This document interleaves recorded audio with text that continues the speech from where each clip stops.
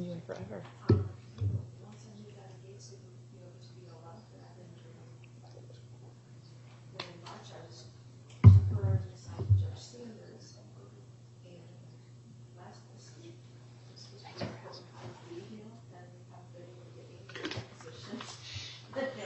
So you're bouncing around?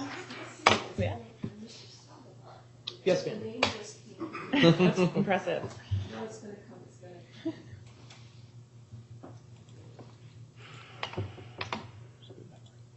I miss seeing the faces.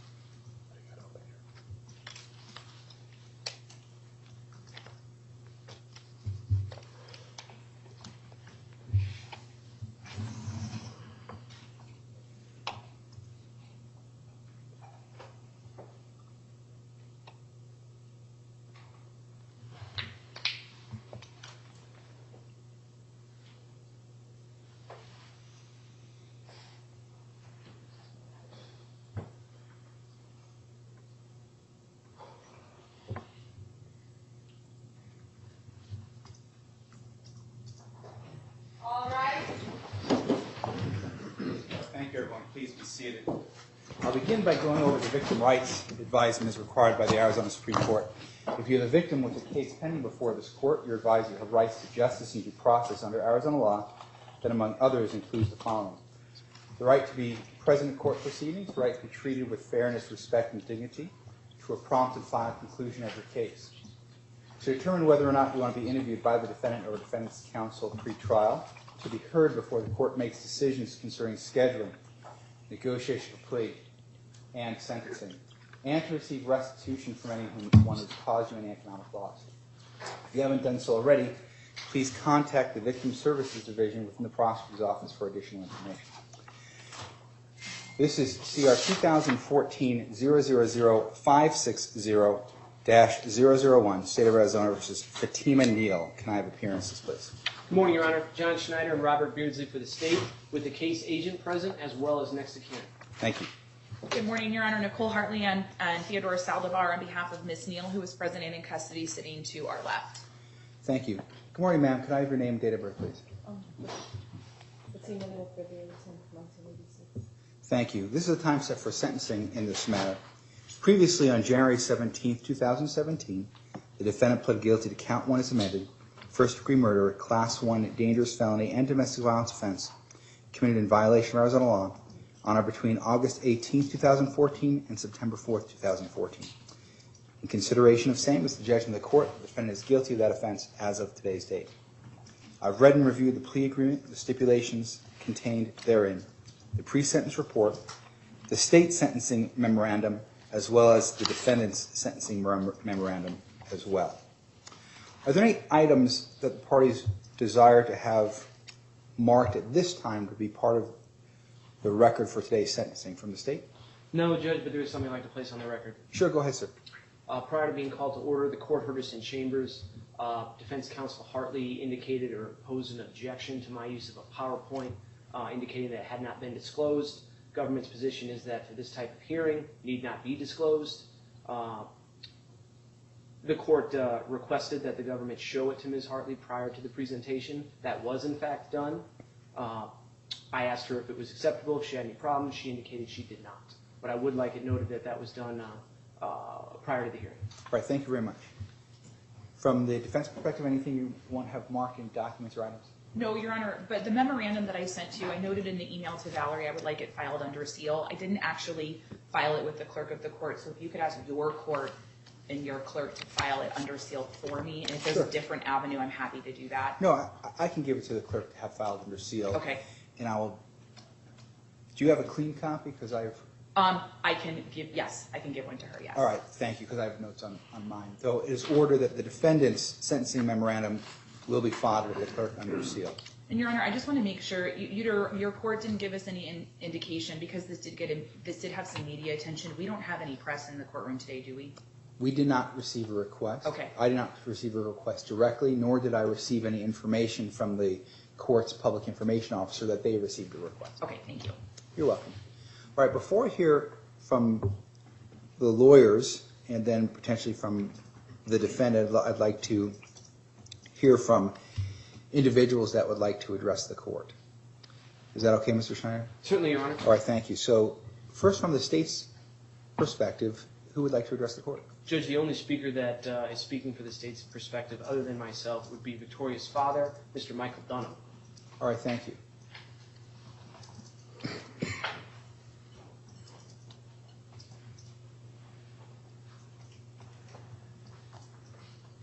All right, thank you. Good morning, sir. If you wouldn't mind just approaching the podium and just put your name on the record, sir. Michael Stephen Dunham Jr. All right, thank you. And it's D-U-N-H-A-M, is that correct, sir? D-U-N-H-A-M. All right, thank you. Please go ahead, sir. The opposite of love is not hate. The opposite of love is indifference. When a person stops caring and stops investing in you, that's truly the opposite of love. I say that to start off by saying that I read through some documents from the defense. I couldn't read through all of them. I read through some of the documents from the prosecution. I couldn't read through all of them. The defense has a really honorable place in our society. Everyone deserves to have an advocate, no matter what their crime is and no matter what they've done.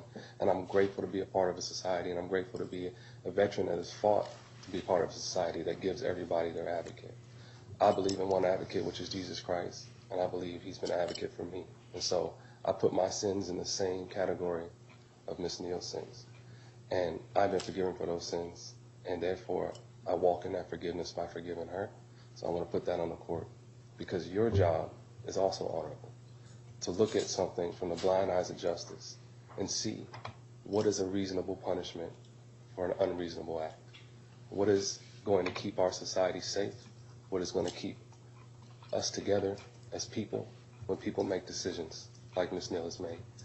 The prosecution has a wonderful place in our society to hold people accountable and to show the law, why the law needs to be upheld. But there's something missing. There's a voice of a victim. And the true definition of a victim is someone who can't be here to tell their story. So as a survivor, I stand here and tell you about Victoria, about how awesome she was, and about why my wife and I looked at each other in the eye years ago and said, yes, we will fight to be a part of this girl's life. We will put our finances on the line. We will put our lives on the line. We'll put our marriage on the line to be a part of this woman's life. This young woman. She never got the chance to be a woman. She was a toddler, a baby. 20 months. What do you call that? When all you know about life is living in diapers. She never got an opportunity to really have her own mind, her own thoughts, her own ideas, who she could have been. And the defense, of course, because their advocates are going to try to tell you that she's protected from all the evils of life. But what about the good things in life that she is now unable to reach, unable to experience? See, it's only half the story. And the prosecution tells you why she should have got the legal right to live her life. But you need to hear from me to understand that she was an awesome individual. She was a person. She was that one sperm that made it to that one egg, that one unique person that didn't get to live her life. And you need to understand that regardless of how much time Ms. Neal is given, she's made a victim of all of us. She's made survivors of all of us that have known of Victoria's story. Didn't even have to know her personally. But people across this world, as I shared on social media, as I was going through my pain, they saw the incredible theft and robbery of time. The one thing, no matter how much money you have, you can't buy any more of, is time. And that's what she took. So the question is before you, how much time should she pay in order to repay the unrepayable? Because my children are supposed to live 30 years or 40 or 50 or 100 after me. So even if she gave every day she had left, it wouldn't be enough. It wouldn't be enough time because she needs to give her life and then more. So to me, if you give her one day, if she leaves out of here or she lives the rest of her life in prison, that's not the question. The question is what was taken. Can it be replaced? No, it can't. I have a small slideshow of Victoria that we had almost 300 pictures of her. And that's amazing considering the fact that we only had every other weekend with her for 20 months. And that only started 8-9 months after she was alive. But we drove 13 hours from California to Arizona to have that weekend. And we were only given from 8 in the morning until 6 at night for Friday and Saturday. The spitefulness is what you need to hear. That driving 13 hours with a pregnant wife and 4-year-old child, I was asked to drive another 20 minutes to a hotel to pick up my daughter, or from a hotel to a place of residence to pick up my daughter, and then return her. Taking out of the time that we just drove to get. You need to see beyond those pages in the defense and the pages in the prosecution and see that this was hateful, that this was wrong. The entire court proceeding, the entire parental custody fighting was all incredibly more difficult than it had to be. And what I petition to you is, whatever this sentence would be, that your conscience be clear, that you cannot make a wrong decision in my eyes. As a survivor, you cannot make a wrong decision. Wherever the decision is, it's going to be between you and the law and your peace, because it doesn't matter. It's not going to affect me one bit, whatever you do. It's not going to affect my family. We've forgiven. We've chosen to truly use this story as a way to help other people that are in the midst of those, we don't think we can make it, we want to break up the family. My wife and I mentor people and tell them all the time, it's not worth it. Put the children first. And what I submit to you is, my prayers for Ms. Neal is that she uses whatever time she gets to try to help other people. Because there's going to be women coming in and out of that prison all the time, and they're going to have kids. And they're going to need to understand that children are more important than their own selves. And they're going to need to understand that, yeah, you have time on here, but you have time to get things right. You have time to waste, or you have time to invest.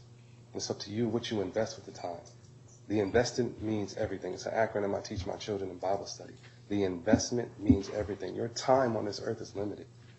And Miss Neal took away Victoria's time. And just for the record, before I close, Victoria's name was supposed to be Victoria Elise Neal Dunham. The acronym meant VEND. And it helped me when I was in the midst of spending $40,000 that I didn't have to fight for custody, to say, what I put into this, I will get out. I will get something out. Hold it together. Hold it together. Just 10 more minutes. 10 more minutes. One more.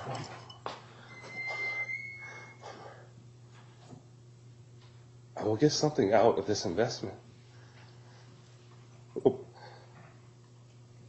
will be worth it for me as a man, as a father. It'll be worth it for her siblings to know her. It'll be worth it for my wife to accept this child.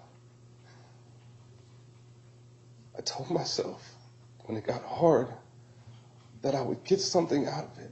And I got so much out of knowing Victoria. I'm grateful for the opportunity to know Victoria.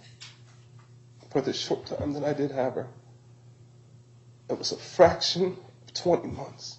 A fraction of it.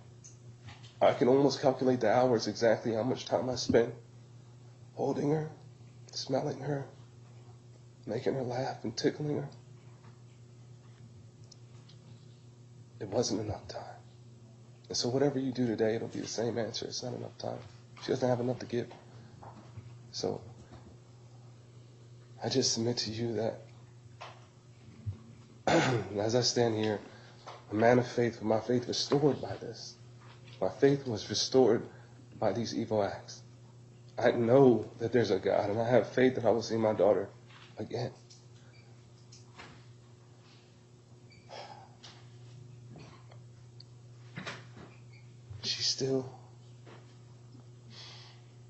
She's always going to be a part of my life.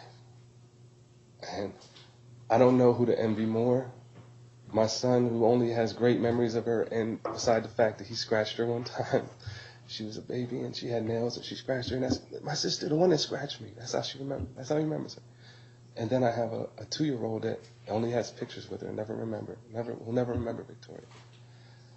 And sometimes I look at her and I'm like, you don't even know. You don't even know what was taken from you. The opportunity to have a relationship with a sister, a sibling, a unique individual was robbed from you. And that innocence, sometimes I envy it. But I have to take the lesson. And the hard lesson is to forgive. Because we've all fallen short. We all have. And so I walk in that forgiveness today. I release you of any kind of burden that anybody tries to put on you. You must do this. Or no, I release you of that. Because it doesn't matter. Do what the law says. Do what's right for the community. Do what's right for the public. Do what's right before God's eyes. But you have nothing to debt to me. She has no debt to me. It's not about that. This is about fairness and justice. This is about truth. This is about a functioning society needing people to be punished for doing abnormal behavior. That's what this is about. It's not about hatred. It's not about revenge. Revenge is mine, says the Lord. It's not about that for me and for my family. But what Neal needs to understand is that her actions rob something that we can't get back. And we can't give. I can't give you my hour because I stole the hour from you. It doesn't work that way. So it sucks that we have to be here. I could go into other details, but I'm just grateful for the opportunity to give Victoria a voice. Victoria has the ultimate victory. The center of her name means victory. She gets the victory. She doesn't have the pain. She doesn't have to struggle. She is free. But to use that as a defense for heinous acts is not fair to God. It's not fair to American people. It's not fair to all of us who are survivors that have to read through that garbage. I can't go on a rampage and kill a bunch of children and then say, at least they're in heaven and they won't ever get raped. That's stupid, ignorant, and foolish. And I can't even believe they have 22 pages of that garbage. You have to hear that that's trash. And it doesn't matter about all the things she was saved from. It's all the things that were robbed from her. The opportunity that she had to experience the good and the bad of this life. And so from that, it's just Victoria. Just focus on that when you're making your decision, and you can't go wrong. So thank you for your time. Thank you, sir, for being here, and I admire your strength. Anyone else, Mr.? No one else to speak, Your Honor, from the state's perspective? All right, thank you. Is there anyone that's going to speak other than your client from the defense perspective? One moment, Your Honor. I'm Sure. sorry. Someone Sure. stepped in since we started. No worries. Dan? Your Honor, Ms. Neal's mother would like to speak. All right, can you give me just one moment? I have to take care of a Sure. case.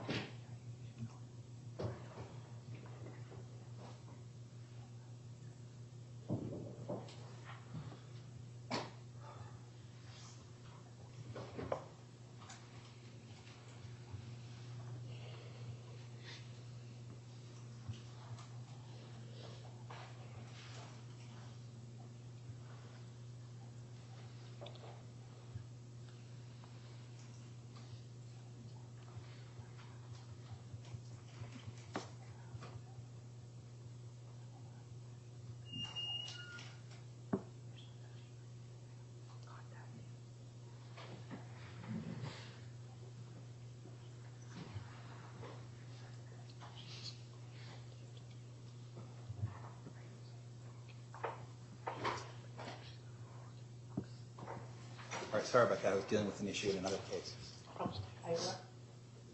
Your Honor, and this is Ms. Neal's mother, Iola Flowers. All right, thank you. Morning, ma'am, if you could come up to the podium, please.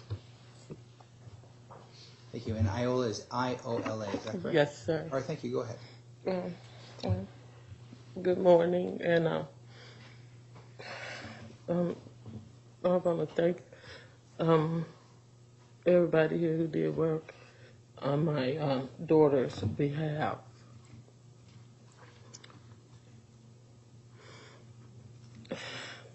To Judge,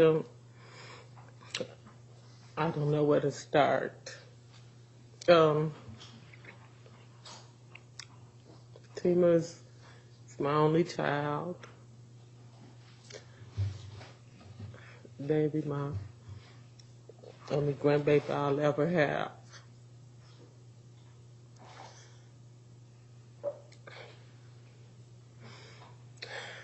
I like everybody else, grew up hearing about heartache, heartbreak.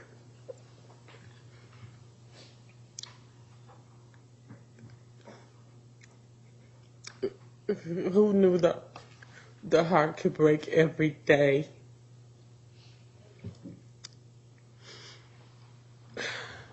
She's a good child. Very proud mother. Loved to go to school. Christmas break. How many days before school starts back, Mama? So she could be with the kids. We probably read very well in school.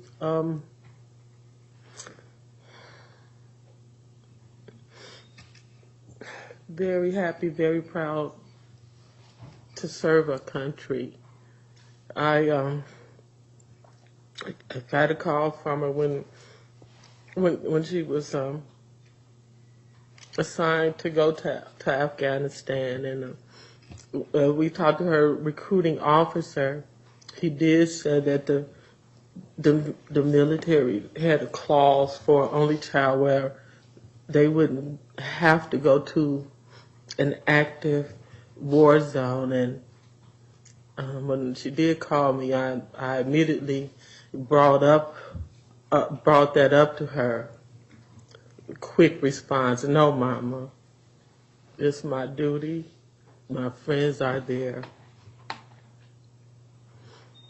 I don't even want to talk about it.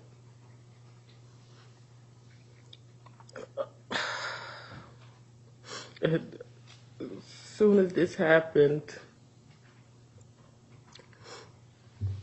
call from her. She had heard about the brush fires in California, and had been told by someone that they did use inmates to kind of help out. Immediately, Mama, could you see, is it something that I could do, something that I can help out with? Always ready to help, always ready to serve. Biggest joy being around others.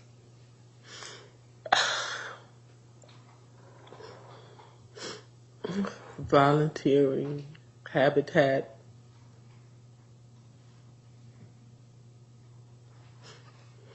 Very proud mother.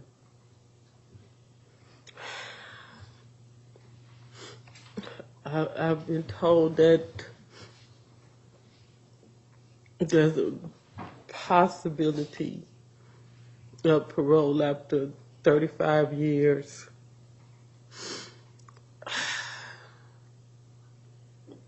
I'll be long gone.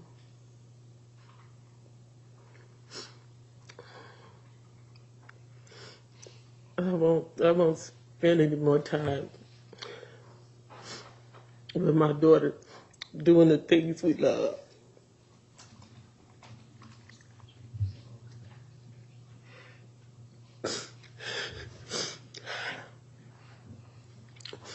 But I know her. Good child, good child.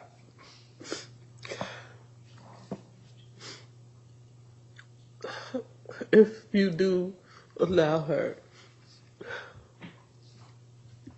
after that amount of time, and I won't be here, but I know she's going to get out searching for some kind of way she can help, some kind of way she can serve. That's what she's done all her life.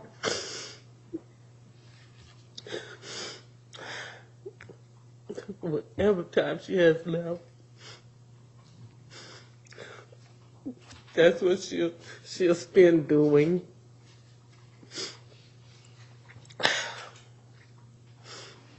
That's for that chance. Thank you. Thank you, Ms. Flowers.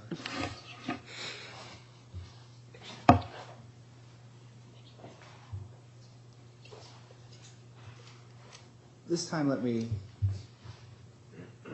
remind people of the court rules that are posted outside and then inside the courtroom. Electronic devices should be off, and we can't take pictures or record things inside the courtroom. To do so is a violation of the Arizona Supreme Court rules and subject someone to contempt. I didn't say that on the record because I don't know that I have to, because we have the signs that do that. Someone was doing it. I'm not saying it was done with malicious intent. So my bailiff observed it. So we're going to return the phone to that person, and my bailiff is going to observe you deleting that. Okay? Thank you. All right. Is Hartley anyone else? No, Your Honor, thank you. All right, no problem. Thank you, and thank you, Ms. Flowers. I know that was difficult for her. Mr. Schneider, please. Yes, Judge.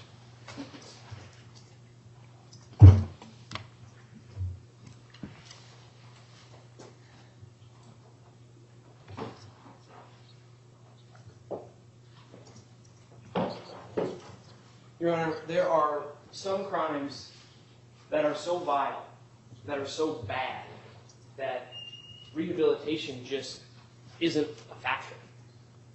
That's not just me. That's the state legislature.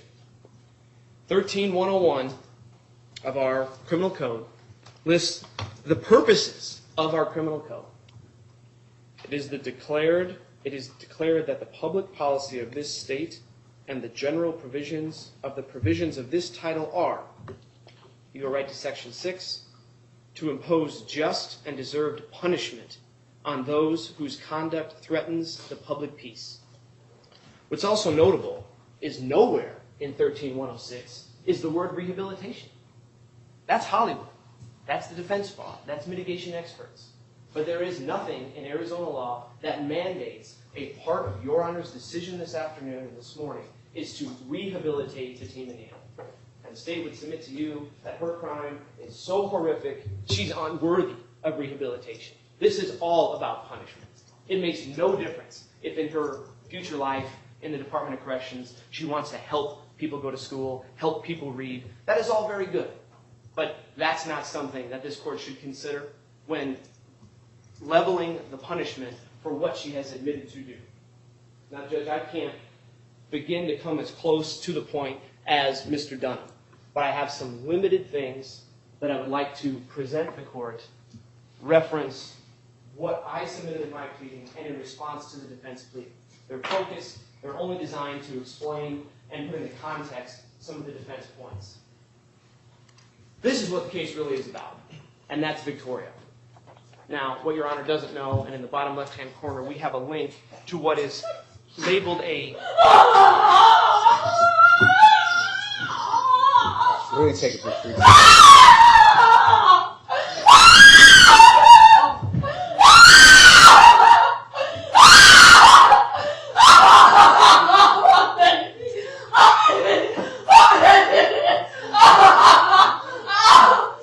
Mr. Schneider, can we clear the courtroom? We're going to clear the courtroom.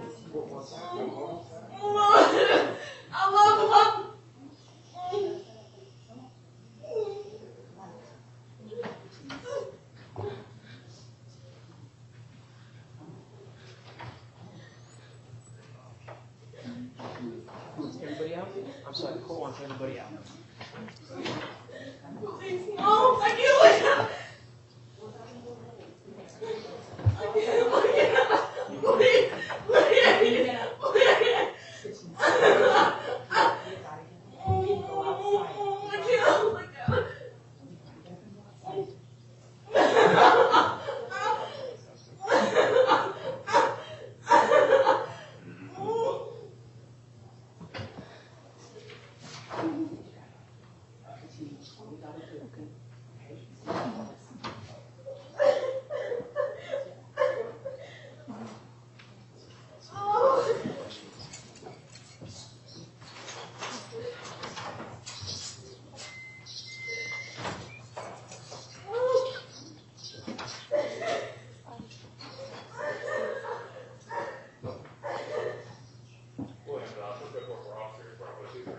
Your Honor, can I have just a moment? I'm sure. Can I get us outside for a second? Okay, just give me a second. You should.